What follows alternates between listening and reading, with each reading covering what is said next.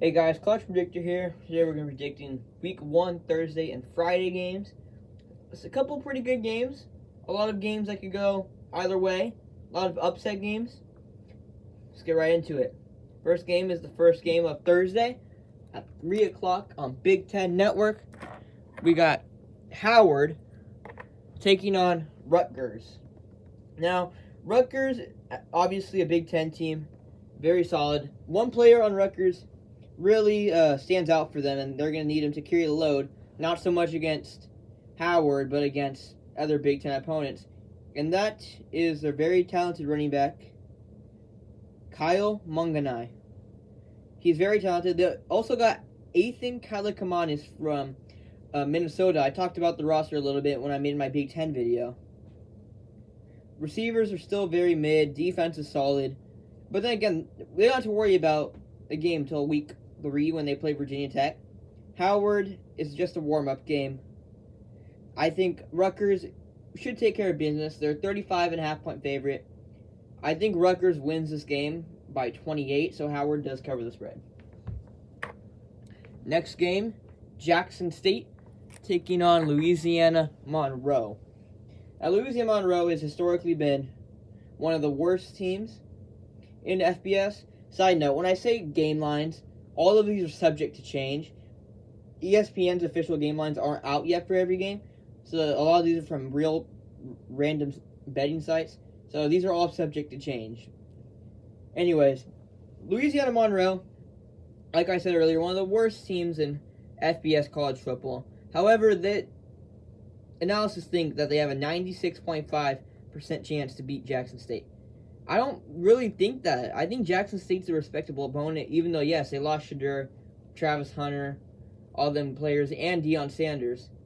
I still think they're a pretty solid FCS school. Monroe doesn't have too many bright spots, so I think Louisiana Monroe, as a 7.5-point favorite, escapes this game by 3.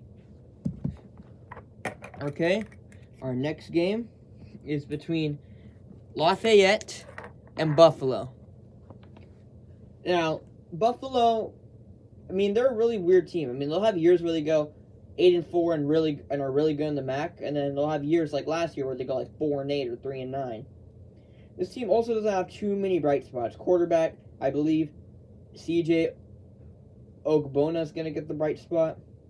I think at running back, it could go anywhere. Same thing with receivers. Maybe J.J. Jenkins will get a lot. But this team, like every MAC team, doesn't have the most talent. Then again, they're playing Lafayette. Lafayette's a pretty good Patriot League school. Buffalo is a 4.5-point favorite on 4 p.m. ESPN Plus game. Give me Buffalo by 10. Next game between another Patriot League team and a MAC team. We got Fordham, Bowling Green. Now, these early FCS, FBS games in the MAC are pretty decent challenges for MAC schools. Right after this, they have to go at Penn State, so, they could use this win, because after the schedule gets pretty tough. Penn State, Texas A&M, and then they have a lot of tough road games in the MAC. So Bowling Green, there's no way they're going to make the playoffs as that 12 seed. I don't even think they're going to make the MAC championship, but they could get to a good start. Fordham is a very respectable FCS opponent. However, 6'3" quarterback Connor Bazelak is a very bright talent in the Bowling Green offense. Yes, his targets aren't the most talented. Yes, they're all talented. They made it to college football, but nothing that really will catch anyone's eye unless you're a Bowling Green fan. Defense is going to be pretty solid, like always. Some pretty nice transfers from some decently small schools. I think this team has good potential to go anywhere from 6-6 to 9-3 even. But this is going to be a early underrated test. I think Fordham's a pretty good team. So I'm taking Bowling Green by 10 as a 16.5-point favorite. Alright, next game is my personal game of the week. Some may argue it's North Dakota State, Colorado. But I think game of the week is going to be the Tar Heels and the Minnesota Golden Gophers. Now, both teams lost their quarterbacks. Minnesota lost Ethan Kalamakonis to Rutgers. North Carolina lost Drake May to the Patriots in the 3rd pick of the 1st round. Now, North Carolina still has some very, very good players on their team, like running back Omarion Hampton's a star. I expect him to go off this game. Quarterback Max Johnson from Texas A&M will most likely get the start. Wide receivers are still pretty solid. J.J. Jones is there. You got Nate McCollum, Kobe Paysor. Tight end, you still got Bryson Nesbitt, who's one of the best tight ends now that Brock Bowers and Jatavion Sanders are gone. I think this North Carolina team still really good. Not as good as last year, but still a very talented team. Meanwhile, Minnesota, they're just the same Minnesota, basically. Always mid, can't score, but can play defense. Now, their defense needs to play like Minnesota defense if they want to win this game, because their offense isn't going to score much. Guarantee you that.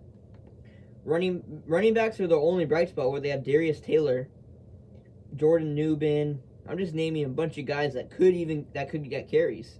Wide receivers are Minnesota receivers like always. Tight ends are mid.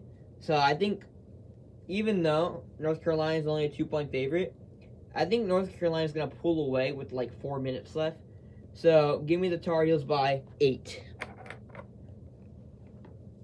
All right, a lot of people's game of the week now. North Dakota State taking on Colorado. Now, hear me out. As much as people glaze Colorado, this is going to be a very tough task for the Buffaloes. Yes, I know their roster is a lot more talented. With Shedeur Sanders, running back, you still have Dalton Hayden from Ohio State. A bunch of great players on their roster. Wide receiver, you still have Travis Hunter, who could also play DB. You got Will Shepard, the transfer from Vanderbilt. Tight end, solid. Defense, solid. They got Shiloh still, I believe. This team's good. I'm not going to hate on Colorado too much. But now they're in the Big 12, so this is real. They cannot lose early games like this if they want to be a playoff contender. And North Dakota State wasn't the best team to schedule for an FCS school. I would have gone like Southern Utah or something. But still, North Dakota State's going to give them a challenge. Colorado is a 10-point favorite. Give me the Buffs by 7. Another very good game in week 1 Thursday. Sunbelt versus Conference USA. We got Coastal versus Jacksonville State. Jacksonville State coming off a very good first year in the FBS level. Coastal Carolina just lost Grayson McCall, but are still a very good team with all their Sunbelt roster. These are going to be some 2 contenders to make the 12th seed for these smaller conferences. Now, this can also be a pretty close game. It's at Jacksonville State. They're 2.5-point favorite. This game's going to be a night game over there, 5 p.m. It's going to be rocking. So, this could be a tough task, but I like Carolina a little bit better than Jacksonville State. I trust them a little bit more. Give me Coastal Carolina by 7. All right, now we're on the Friday games. 42.5-point favorite, Oklahoma takes on the Temple Owls. Now, we both know how this game's going to go. Oklahoma's probably going to win by 52. After what they did to Arkansas State last year, oh boy, I feel bad for Temple. I'm just going to get straight to it. Jackson Arnold's him. He's going to be very good in his college career. I think he's just too talented of a recruit coming high school to be throwing picks against Temple and even like SEC schools. And they have one of the best receiving corps in all of football. Nick Anderson, Adriel Anthony, Jalen Farouk, and Deion Burks, not to name a few. Those 4 are 3-headed monster. Running back, you have Gavin Schwach, who'll probably be getting most of the carries. Defense, you got Danny Stutzman, Billy Bauman. Very talented Oklahoma team, and they need it because they're in the SEC now. I'm just going to get right into the prediction. Oklahoma's a 42.5-point favorite. I'm getting to the Sooners by 63. All right, next we got Florida Atlantic taking on Michigan State. 2 4-8 teams last year. Now, a lot of people are going to say this is not a game worth picking. Michigan State's going to take it as a cakewalk. Don't sleep on FAU. Don't sleep on them. Yes, I know Michigan State's a Power 4 school and FAU's a Group of 5 school. But when you look at FAU's roster, it's not horrible. Cam Fancher at quarterback as probably the number one option. A lot of really good talent at wide receiver. You got Amari Hayes, the sophomore. He has a bright future. A lot of great players here. Defense is still a big question mark for FAU. I don't think FAU is going to be in contention to come close to the 12th seed in the playoffs. Maybe a very slight chance to win the American since SMU's gone. I just don't see it happening this week in the upset. Michigan State's a 14-point favorite. Give me the Spartans by 17. And our last game, Friday night, 7:30 on ESPN. We got TCU, Stanford. This game should be great. I mean, it's a new ACC school against a Big 12 school. Mind you, we keep forgetting TCU made the playoffs just 2 years ago. Yes, last year was a down year for them, but I think TCU could really bounce back this year. And this is where it starts against Stanford. Stanford does have really good players compared to some previous rosters after the 2015 roster that had Christian McCaffrey and all of them. It's not horrible, as many expected. Quarterback, Ashton Daniels coming back from last year. Wide receiver, I mean, who else would it be? Eric Iomanner. He's going to be the guy. He's going to go for 15 touchdowns this year. I guarantee it. I think Stanford is a talented team, which they're going to need to be in the ACC now.